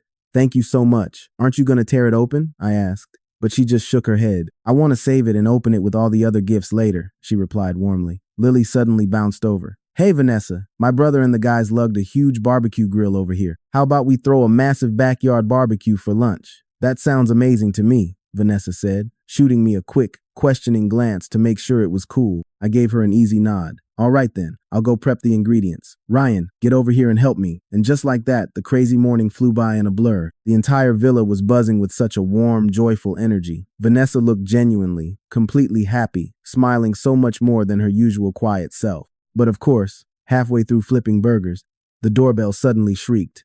It was an uninvited guest. I wiped my hands and went to open the front door all by myself. Standing right there on my porch was the absolute last person I expected, Olivia Whitmore. She looked totally wrecked and so much more haggard than the last time we crossed paths. Her eyes were completely bloodshot and swollen, clearly showing she'd been crying her eyes out. "What the hell are you doing here?" I frowned hard. I just want to see Vanessa," Olivia whispered pathetically. "Dad and Daniel have both been arrested and taken away. The whole family's falling apart in total chaos right now. Mom practically begged me to find Vanessa. She thought maybe she could help us." I raised a mocking eyebrow. "Oh, so now you guys suddenly remember she exists? What about the absolute trash way you treated her before?" Olivia bit her trembling lip. I know we were wrong." Right then, Vanessa called out, "Ethan, who's at the door?" Vanessa's gentle voice echoed from behind me. She stepped into the doorway, instantly freezing the second she locked eyes with Olivia. "Vanessa, we were so wrong," Olivia pleaded. "Could you please beg Ethan to help us too?" Olivia started sobbing through her desperate tears, but Vanessa sharply cut her off. "Olivia, if you only came here to apologize, then fine, I accept it," Vanessa stated with absolute, icy calm. "But if you came here begging for help, I'm sorry, but you're completely out of luck." "But Vanessa, we're family," Olivia cried out in sheer panic. "Family?" Vanessa repeated the word like it was a sick, twisted joke. "You mean the family that treated me worse than a servant? The family that sold me out as a cheap bargaining chip and abandoned me when I was dying inside?" She took a slow, steadying breath. "Listen closely. From the exact moment you forced me out, I permanently cut all ties with the toxic Whitmore family." Olivia desperately opened her mouth to argue, but I slammed the heavy door shut right in her face. "Hey, are you doing okay?" I asked Vanessa gently. She shook her head, flashing me a brave, genuine smile. "Exactly like I told you before. I don't care about them anymore. Now come on. Let's get back out there before all the ribs burn." And just like that, the awesome birthday bash rolled right on into the late evening. Once the final guest headed home, our villa finally settled back into a cozy, quiet peace. Plunked down in the middle of the living room, Vanessa happily ripped into her mountain of presents. With every single wrapping paper she tore open, the deep, warm happiness in her smile just grew brighter. Her cheeks were flushed, a cute rosy pink, probably because she'd sneakily downed a few sips of beer while my back was turned. And this one is from you. She gently picked up the small gift box I'd handed her earlier, carefully popping the lid open. Resting inside was a stunning, exquisite silver necklace. Hanging right in the center was a delicate little pendant, perfectly shaped like a bear. I noticed you totally fell in love with that stuffed teddy bear before, so I figured you might like this necklace to match. She looked up, her eyes soft. Honestly, it really just depends on the person giving it to me, she whispered. Vanessa smoothly handed the sparkling jewelry right back to me. Would you help me put it on? I stepped close behind her, gently sweeping her long dark hair up before fastening the cool metal clasp around her neck. My warm fingers accidentally grazed the sensitive skin on the back of her neck, and I felt her let out a tiny, breathless tremble. All done. Vanessa slowly turned around, lightly tracing the bear pendant with her fingertips. Her deep eyes were absolutely sparkling with emotion. Ethan, this is genuinely the happiest birthday I've ever had in my entire life. Thank you. I smiled softly. I'm just really glad you love it. But hey, it's getting pretty late. You've had an incredibly long, crazy day today, so you need to get some serious rest. I could see the heavy exhaustion finally catching up to her sweet face. Without a word, Vanessa nervously bit down on her lower lip. Just wait a little longer, Ethan. I've got a present for you too, she said with a teasing smile. Think of it as a huge thank you for taking care of me all this time. I genuinely didn't see that coming. What kind of present? I asked, completely caught off guard. Let me get it ready first. You'll find out soon enough, she winked. With that, the girl scooped up all her gifts and dashed straight back to her room. Seriously, why was she suddenly acting so mysterious? Honestly though, my heart swelled. I just sat there in the living room, completely touched, with a million different thoughts racing through my mind. But 10 minutes went by, and Vanessa still showed absolutely zero signs of coming back downstairs. My protective instincts kicked in. Could something have happened to her? After all, she had definitely downed a bit of liquid courage earlier. Frowning with concern, I hurried straight up to Vanessa's bedroom door. I raised my hand to knock. Hey, are you all right in? But before I could even finish my sentence, and before my knuckles even grazed the wood, the tightly shut door suddenly flew open. A slender arm reached out and yanked me inside with unbelievable strength, dragging me right into the room before I could even process what was happening. The next thing I knew, I was shoved hard onto the mattress. I just stared up at the ceiling, my brain completely short-circuiting for a solid second. What the heck just happened, Ethan? She whispered. I might have accidentally peeked at that little photo collection of yours. I noticed that practically all the women in those pictures were wearing something exactly like this, so I couldn't help but wonder if you were really into it. Vanessa's dangerously seductive voice purred right from the edge of the bed. Honestly, that statement alone was enough to make me plead guilty to just about anything. Before I could even try to sit up, she straddled me. She grabbed both of my wrists and pinned them down firmly beside my head, her face burning a brilliant shade of crimson. I honestly couldn't tell if she was flushed from the booze or just pure embarrassment. But after hearing her bold confession, my eyes instinctively darted downward. Right now, Vanessa's knees were planted firmly on the mattress, trapping me on either side of her. Long legs were wrapped in a sheer, black veil of silk stockings, making it absolutely impossible to look away. Vanessa, you are drunk, I warned her. I tried to avert my gaze, but admitted defeat in less than half a second, staring without even blinking. I am completely sober, she whispered back. I only drank a little bit to give myself some courage. Ethan, do you remember what you told me that night? Vanessa asked, her voice thick with emotion. I didn't understand right away. What do you mean? I asked. You said I had to wait until I was an adult. Vanessa shook her head and leaned down. Only a few inches remained between our faces. I could see a fierce new aggressiveness shining in Vanessa's hazy, intoxicating eyes. Now that she was legally a grown woman, the rules had changed. Vanessa slowly ran her tongue across her lips and leaned dangerously close to my ear. Ethan, I turned 18 today. The very next morning, my vibrating phone violently woke me up. When I groggily checked the time, it was nearly noon. Fortunately, I didn't have a single thing planned for the day. With that comforting thought, I carefully pulled my arm out of Vanessa's warm, lingering embrace. I quietly slipped out into the hallway before answering the call. What is it, Mom? I asked, rubbing my tired eyes. Grace replied with an exhausted sigh. Come outside and help me carry these heavy bags. Your father went straight to the office, and I cannot carry everything all by myself. What exactly are you bringing? I asked, rushing downstairs with a knot of anticipation in my chest. Grace just smiled. The birthday presents I prepared for Vanessa, obviously. Yesterday was all about you young people having your fun. Today, it is our turn to actually give her some real gifts. After I helped Mom haul 7 or 8 heavy bags inside, Grace glanced around. Wait, where is Vanessa? She asked. I swallowed hard.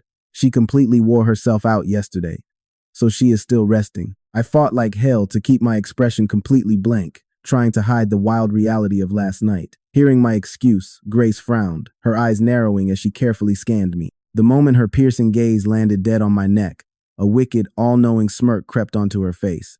Oh boy, you haven't even looked in a mirror yet today, have you? She shoved her phone screen right in my face, the camera app glaringly exposing the bright red marks plastered across my neck. I was completely busted.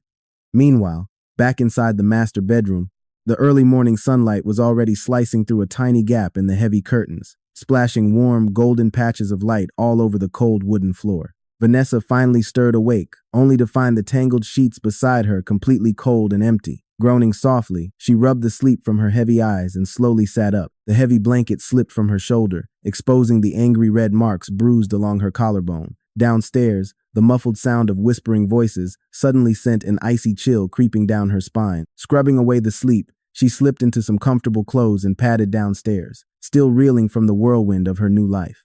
In the living room, she froze. Grace was carefully stacking a mountain of elegant gift boxes on the coffee table. Mrs. Carter? Vanessa blinked in shock. Grace just looked up, a bright, incredibly warm smile spreading across her face. Ah, you're awake. Come here, sweetie, Grace coaxed. These are all birthday presents for you. Yesterday's haul was just from Ethan and your friends. But these are from Mr. Carter and me. Still a bit stunned, Vanessa drifted over and sank onto the plush couch. Grace reached out, naturally taking her hand, her eyes sweeping over the girl with genuine affection. Her sharp eyes definitely caught the telltale marks blooming on Vanessa's neck, a perfect match to the ones on her son, but she tactfully kept her mouth shut. A little motherly discretion goes a long way. Instead, she just asked gently, "Are you getting used to living here with us?" Vanessa nodded, her eyes getting a little misty. "Yes, but it honestly still feels like a total dream," she murmured softly, the vulnerability slipping through. "Sometimes, when I wake up in the morning, I panic. I still think I'm trapped in that tiny, suffocating room back at the Whitmore house." Hearing that, Grace gently patted the back of her trembling hand. "Oh, honey, don't you worry. Ethan might act a bit unpredictable sometimes, but when it counts, he takes things more seriously than anyone else in the world. The moment that boy decided to bring you home, he made a silent vow. He will absolutely take full responsibility for you and your happiness." Vanessa's cheeks flared a deep crimson as she shyly lowered her head. "I know. Good," Grace beamed, popping open the most ornate gift box. Inside sat a breathtaking, complete set of heirloom jade jewelry. "My mother gave this exact set to me on my wedding day," Grace whispered warmly. "And now, I'm passing it on to you." Vanessa gasped, her eyes widening. "Wait, no, this is way too valuable. Just take it." Refusing to take no for an answer, Grace gently secured the jade necklace around Vanessa's neck, giving a deeply satisfied nod. "It looks absolutely gorgeous on you. It was always meant to be yours anyway." Hearing that, Vanessa completely froze. She instantly caught the hidden meaning behind Grace's warm smile, and her cheeks flushed a deep, burning red. "Breakfast is ready," I called out, stepping out of the kitchen. Fast forward a few years later, and our wedding venue was absolutely packed to the brim. Relatives, old friends from both families, business partners, and plenty of curious onlookers filled every single seat in the house. Ryan was my best man. Tugging uncomfortably at his painfully tight bow tie, he muttered under his breath, "Man, who the hell designed this thing? It literally feels like a noose." Very stylish, no equipped. He and Tyler were sitting right in the front row, with Tyler holding up his phone, recording everything. Noah immediately shoved the phone down. "Dude, are you seriously live streaming this right now? Could you show at least a little class?" "Relax, I'm just recording it for the group chat," Lily told me to. Noah's tone flipped instantly. "Well, why didn't you just say so? Here, angle it a little more this way. Make sure you get his mom in the shot, too." Meanwhile, Lily stood beside the stage as a bridesmaid, her eyes completely bloodshot with emotion. She aggressively clutched a crumpled tissue, sniffling nonstop. Tyler shot her a confused look. Why is she crying like that?" Noah calmly replied. "The couple she's been hardcore shipping for years finally got married. You'd be bawling too." Suddenly, the wedding march began to play, and the heavy double doors at the front slowly creaked open. Vanessa stood bathed in the light of the doorway, looking angelic in a pure white wedding gown, a delicate veil draped softly over her hair. But whose arm was she holding? No one's. She stood there completely alone, her eyes locked on me up on the stage, a soft, faint smile playing on her lips. I could hear hushed whispers rippling through the guests. Wait, why is the bride walking alone? I heard she's the daughter of the disgraced Whitmore family. Her whole family fell apart, so she doesn't have anyone left to give her away. That's so. Before the gossiping guest could even finish, Vanessa began walking forward. Her steps were incredibly steady, one after another, and her intense gaze never once left mine. She had no father by her side, no family left to see her off. Yet, she walked down that aisle more fearlessly and resolutely than anyone I had ever seen. Standing up there, watching her approach me, a sudden memory flashed through my mind. I saw the fragile girl from all those years ago, curled up in the back seat, hiding herself away in the dark shadows. Back then, she had asked me, why? Why did you choose me? Well, now, I could finally give her my answer. Because right from the very beginning, I just wanted to see what you would look like, finally standing in the warm sunlight. She reached the altar and gently placed her trembling hand into mine. Have you been waiting long? She asked, in a soft, tender whisper. Not long at all, I replied with a warm smile. Just a few years. She beamed back at me, her eyes brimming with happy tears. The officiant began solemnly reciting the traditional vows. But honestly, neither of us was really paying attention. Ethan Carter, excess estrius. Do you take Miss Vanessa Whitmore to be your lawfully wedded wife? Through poverty or wealth, in sickness or in health? I do. Vanessa Whitmore. Do you take Mr. Ethan Carter to be your lawfully wedded husband? Whether I do. The poor officiant completely froze, blinking in surprise. I haven't actually finished asking the question yet. You really don't need to, Vanessa interrupted with a bright grin. I definitely do. The entire crowd of guests instantly burst into wholesome laughter. Lily started bawling even harder, playfully smacking Ryan's arm as she sobbed. Ryan, oh my God, did you see that? Vanessa is just so freaking cool.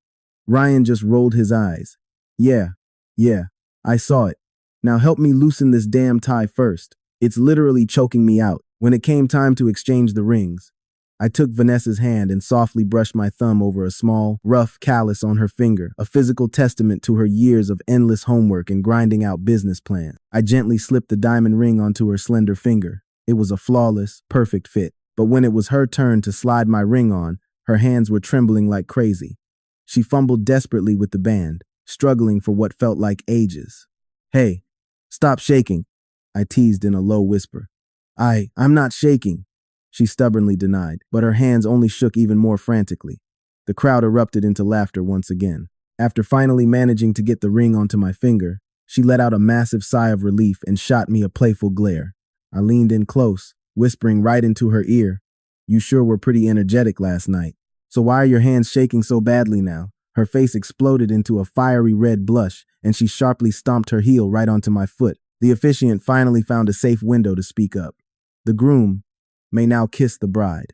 I slowly lifted her sheer veil and gazed down at her beautifully made-up face. Yet, her eyes were exactly the same as always, clear, bright, and sparkling with a hint of that familiar playful mischief. Ethan, she suddenly called out in a soft, vulnerable tone. Thank you. For what? I asked softly. But she didn't answer. Instead, she rose up on her tiptoes and pulled me into a deep, passionate kiss. Absolutely thunderous applause erupted from the cheering guests. Lily was crying so hysterically that she practically fainted, only managing to stay upright because Ryan was frantically holding her up. A long, beautiful moment later, Vanessa finally parted from me and whispered softly right into my ear, Thank you for being willing to wait for me to grow up. Once the emotional ceremony wrapped up, it was time for the reception, and I went from table to table, happily raising my glass for endless toasts. Vanessa had slipped into a stunning, crimson-red reception dress, staying right by my side the entire time. When we finally made our way over to my best friend's table, Ryan was already flushed bright red from knocking back drinks. He stumbled up and raised his glass high. Ethan, my man, this one's for you. We've been brothers for so damn long, and I finally lived to see the day you get hitched. I chuckled, raising my own glass. Hey, pace yourself. Don't drink too much. You're still on duty to help drag me home later tonight. Oh, relax, Ryan slurred proudly. Don't you know how well I can hold my liquor by now?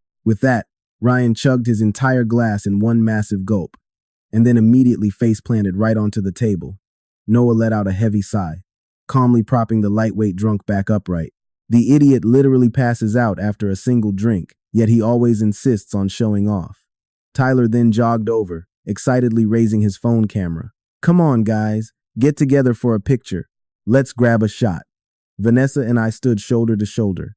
She tightly linked her arm through mine, flashing the sweetest smile I had ever seen. Tyler inspected the picture on his screen, clicking his tongue twice in approval. Not bad at all. You could seriously use this as a wedding photo. I just stared at him. Bro, this literally is our wedding. No, I mean the massive kind you frame and hang on the wall, he argued. I sighed. That's not just a wedding photo, man. It's called a bridal portrait. Same difference. Noah chimed in from right next to him. Look, the guy doesn't even have a girlfriend. Honestly, there's zero point in explaining romance to him. Tyler shot Noah a deadly glare. Are you begging for a beatdown right now? Leaving them to bicker, we made our way to Lily's table, noticing her eyes were completely bloodshot from crying. The exact second she saw us walking over, she jumped up and threw her arms wide open. Vanessa, get over here. I need a hug.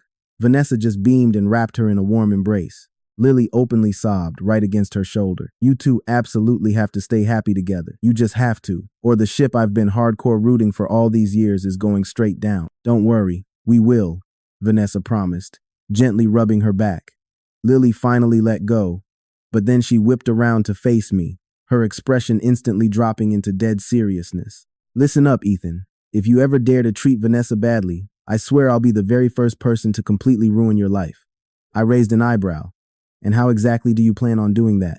I'll force my brother to cut ties and stop being friends with you. Right on cue, Ryan, who had been completely passed out at the table, suddenly shot his head up. Wait, what? Who's canceling a friendship? He slurred in a panic. No way, man, we can't stop being bros. And just like that, he face planted right back onto the table. I honestly didn't know whether to burst out laughing or feel bad for the guy. All right, message received. I'll definitely keep that in mind. As the epic reception started winding down, Vanessa slipped away to the restroom for a quick makeup touch-up.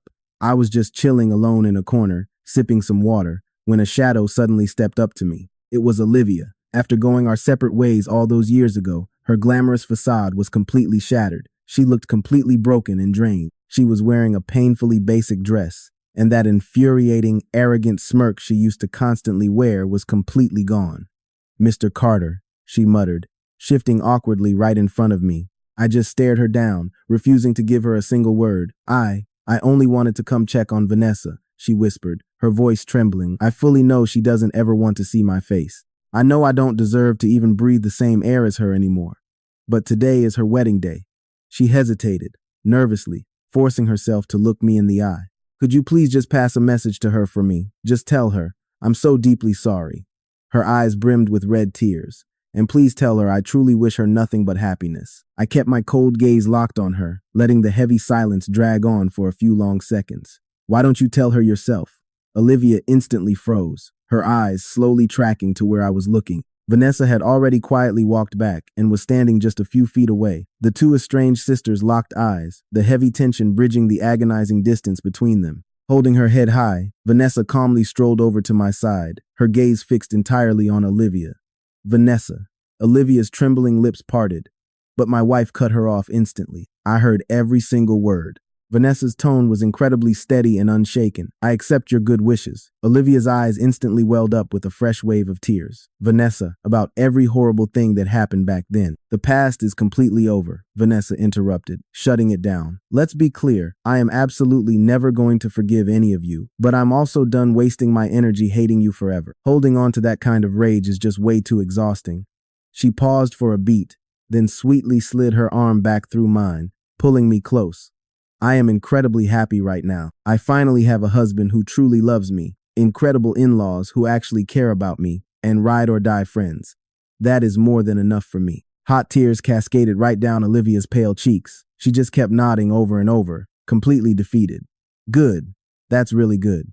Then, she finally turned her back to leave. After taking just a few weak steps, she cast one final, lingering glance back at the sister she lost, before completely vanishing into the bustling sea of guests. Vanessa leaned her head against my shoulder, letting out a long, quiet sigh of relief.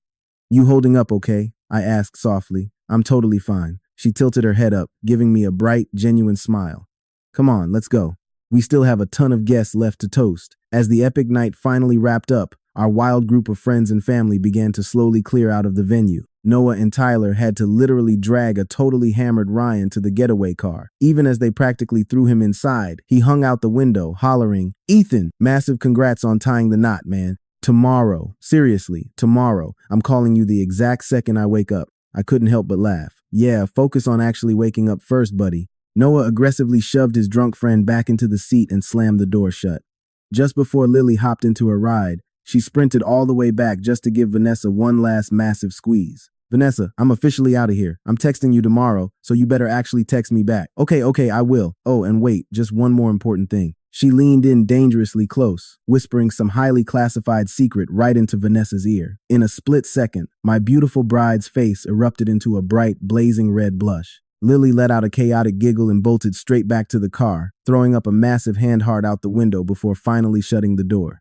As the engine faded out, the Grand Villa entrance settled into a perfect, peaceful silence. Vanessa and I just stood there together by the grand doorway, quietly watching the glowing red taillights of the final car get swallowed up by the dark night. "You exhausted yet?" I asked, wrapping an arm around her. "I think I'll live." She melted against my shoulder. "My feet are just completely wrecked. I definitely wore those insane heels for way too long. Then let's finally head inside."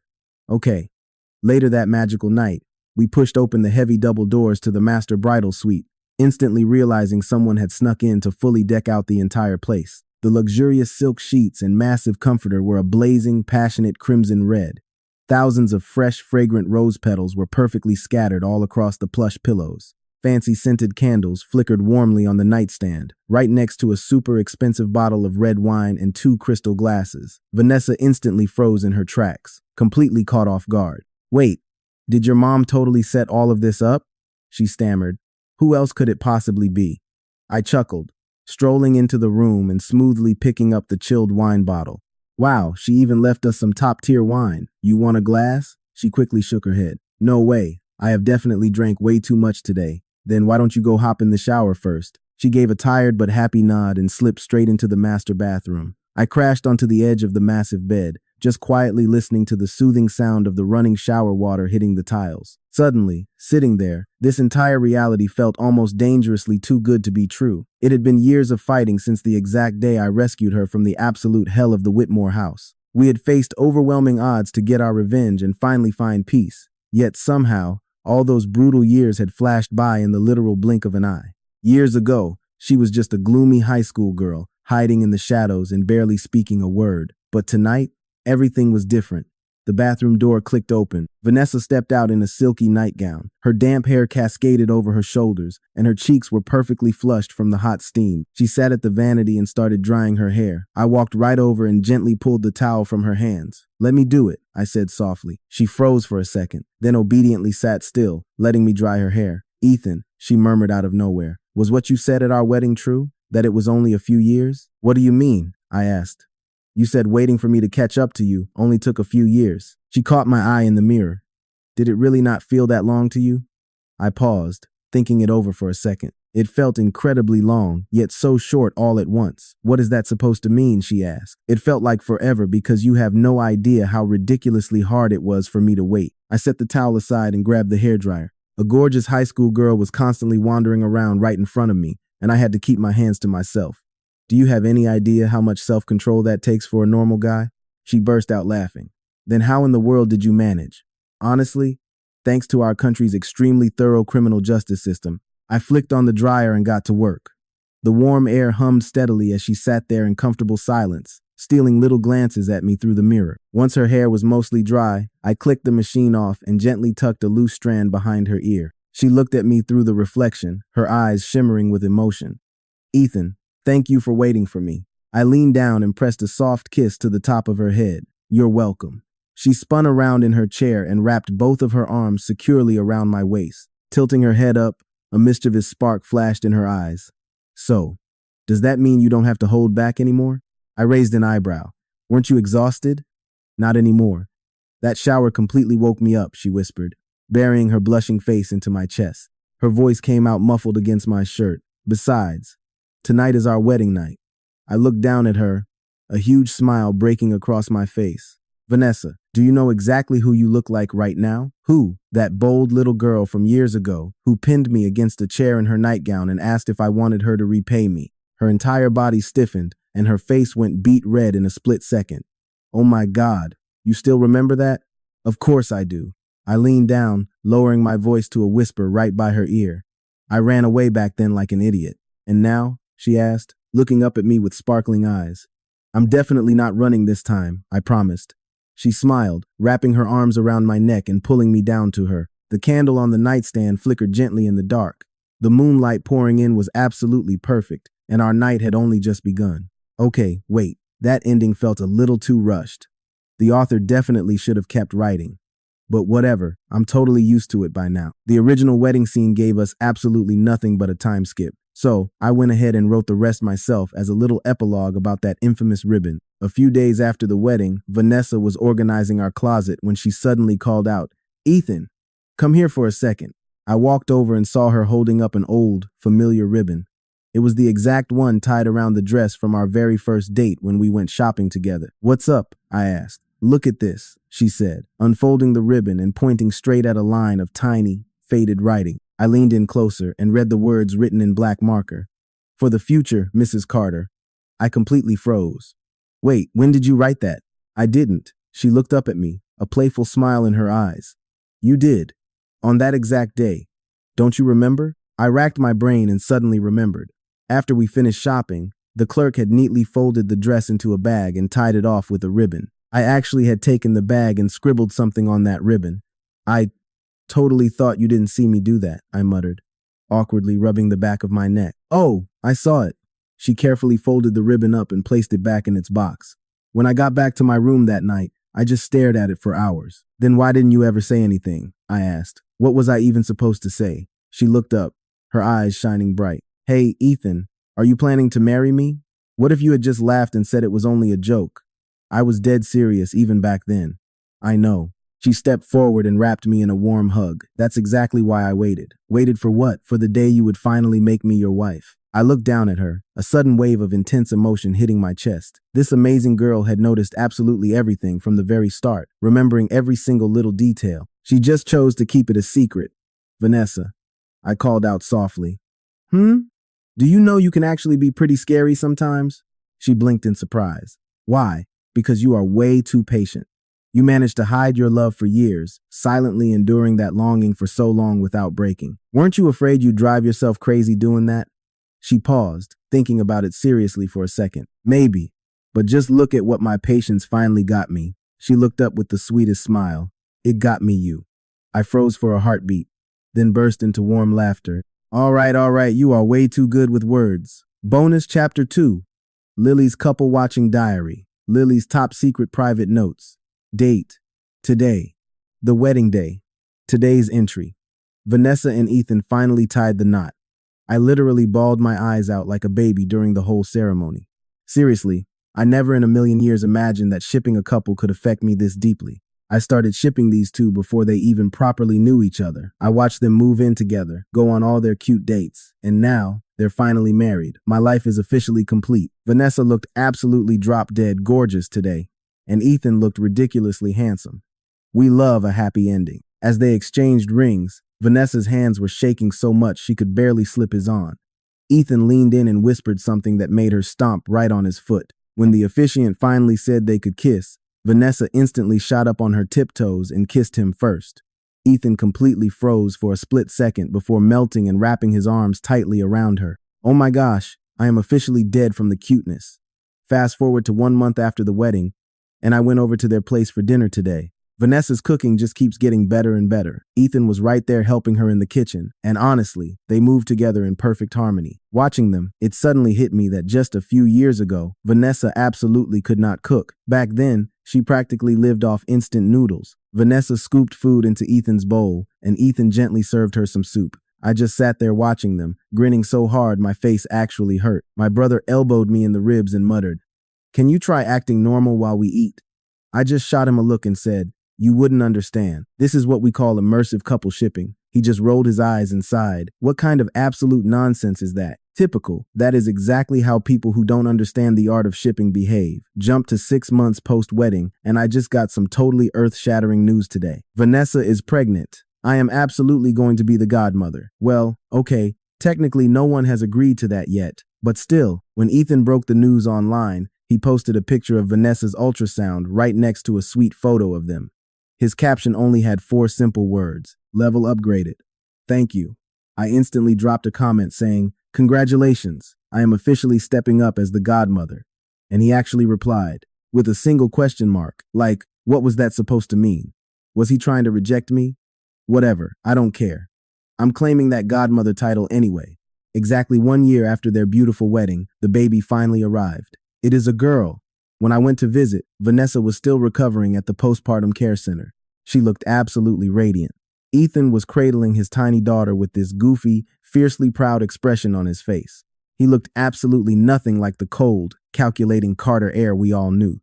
I leaned in a little closer to get a good look at her. The baby was so unbelievably tiny, sleeping so peacefully with her eyes shut tight. "So, what is her name?" I asked softly. "Natalie Carter," Vanessa replied. "We picked it because it means the one we have always longed for." I totally froze for a second, looking from Vanessa straight over to Ethan. Ethan actually looked away in sheer embarrassment while Vanessa flashed him this knowing smile. Then it hit me. I knew exactly who they had been longing for all those years. But hey, this was not about me. I was sobbing, shipping them all over again. Fast forward to 3 years after the wedding, and today I took little Natalie out to the amusement park. She is just incredibly adorable, especially with her hair tied up in 2 tiny bouncy pigtails. They practically bounce every single time she runs. She calls Vanessa mommy and Ethan daddy, but when she looks at me, she yells, "Aunt Lily." "Fine, Aunt Lily, it is. I will take it. It is definitely better than nothing." When we went on the carousel, Natalie completely insisted that both her parents had to ride right next to her. Ethan was way too massive for that tiny wooden horse and could not even stretch out his long legs. The sheer misery on his face was absolutely hilarious. Vanessa was laughing so uncontrollably beside him that she snapped at least a dozen blackmail photos. Later that evening, on the drive home, little Natalie crashed and fell fast asleep. Ethan carried her gently while Vanessa happily linked her arm right through his. The glowing streetlights stretched their warm, cozy shadows far across the pavement. Trailing just a few steps behind them, I suddenly felt this huge wave of emotion hit me. I had been hardcore shipping these two before they were even an official couple, and now they were a beautiful family of 3. Time really does fly, but honestly, that was perfectly fine. I still had a whole lifetime ahead of me to keep on shipping them. After all, with a power couple this perfect, it would be an absolute crime not to keep fangirling over them until we are old and gray. And with that, this sweet bonus chapter is officially over, wrapping up their amazing story. If you love this journey, please smash that like button and hit follow. This channel will keep bringing you the absolute best. Daily updates on all your favorite novel and comic recaps.